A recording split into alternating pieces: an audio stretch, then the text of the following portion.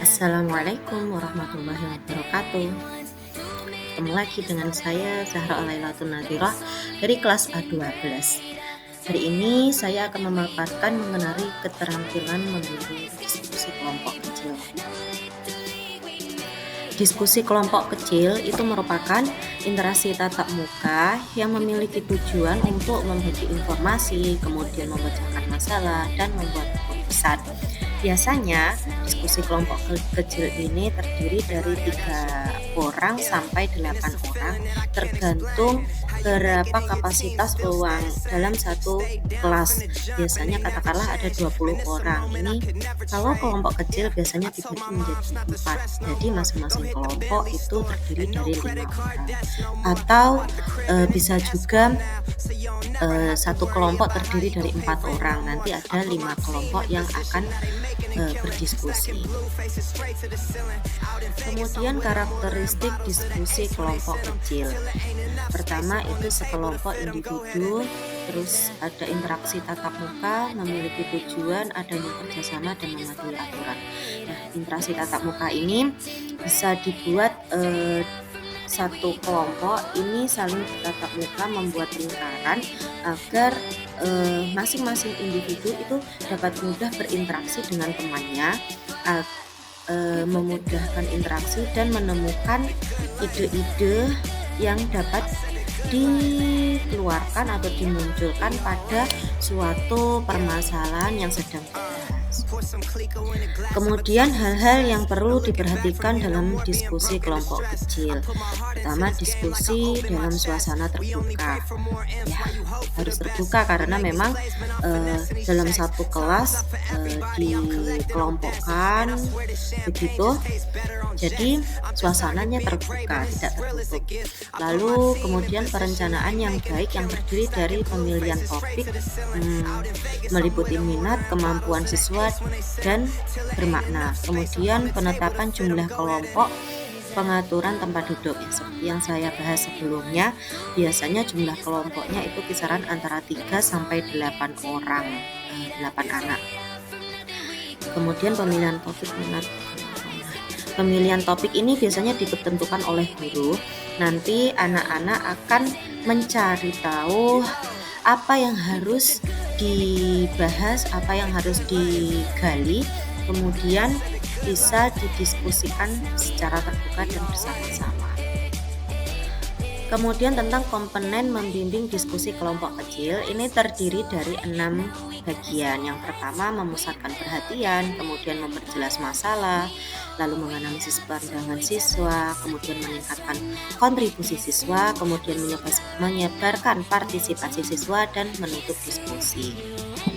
Oke, di sini saya akan mengambil contoh diskusi kecil mengenai akhlak tercela.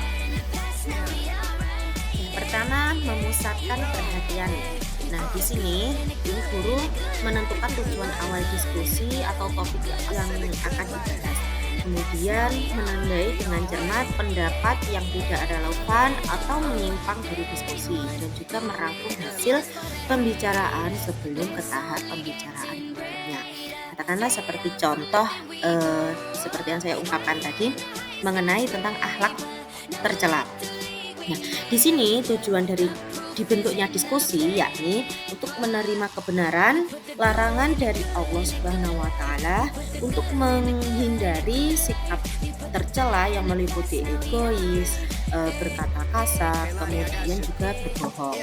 Dan juga tujuannya untuk selalu memahami dan dapat berperilaku yang baik seperti jujur dan juga berkata baik, agar anak dapat membentuk akhlak yang baik pada dirinya. Kemudian tahapan memperjelas masalah. Pertama, menguraikan pendapat sehingga menjadi jelas, kemudian memberikan contoh yang sesuai hingga menjadi jelas. Di sini guru memberi contoh, katakanlah tadi akhlak tercela. Diberilah contoh sikap anak si A dan si B yang seringkali menunjukkan sikap tercela. Contoh, merusak mainan. Si A merusak mainan si B. si A tidak mau bertanggung jawab. Di sini si A malah marah-marah kepada si B karena merusak mainan si B, padahal barang itu milik si B. Di sini guru sudah memberikan contoh pemantik gitu agar anak-anak bisa mengulas, merespon apa yang harus dilakukan anak-anak pada tindakan tersebut. Setelah guru memperjelas masalah mengenai anak si A dan si B tersebut, kemudian tugasnya menganalisis pandangan siswa. Seperti katakanlah contoh siswa memberikan tanggapan, ada beberapa kelompok ini memberikan tanggapan mengenai kejadian dari si A dan si B tadi. Nah, di sini peran guru ini melihat, menganalisis bagaimana alasan siswa tersebut kuat atau tidak, dan bagaimana dapat diterima, disepakati atau tidak, seperti itu. Setelah selesai menganalisis pandangan siswa, tugas guru selanjutnya meningkatkan kontribusi siswa lain.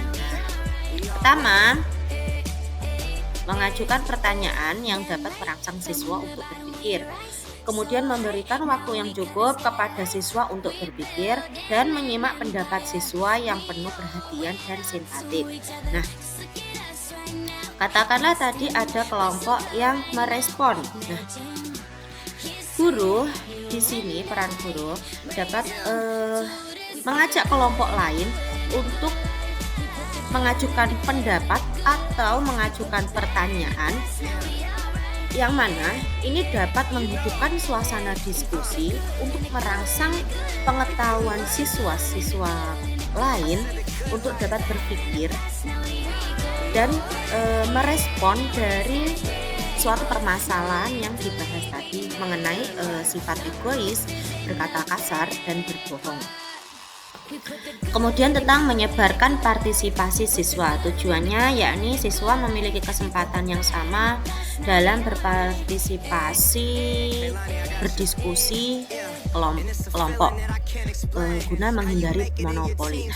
Di sini peran guru itu mendorong siswa yang tidak mau berpartisipasi. Ada kelompok, biasanya dalam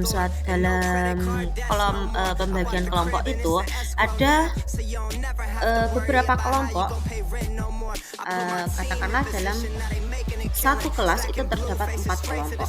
Nah, di sini 4 kelompok ini tugas guru itu menghidupkan diskusi. Tidak boleh ada yang monoton. Dalam arti monoton ini tidak mau berpartisipasi, hanya manut-manut saja. Kalau tidak manut-manut saja juga tidak mengeluarkan aspirasi apapun dalam diskusi pada saat diskusi berlangsung. Kemudian ada yang mencegah siswa yang suka memonopoli. Memonopoli ini contohnya ada satu kelompok yang dominan terlalu menguasai diskusi sehingga 3 kelompok lain ini kesulitan untuk masuk dalam permasalahan di kelompok tersebut, terlalu mendominan.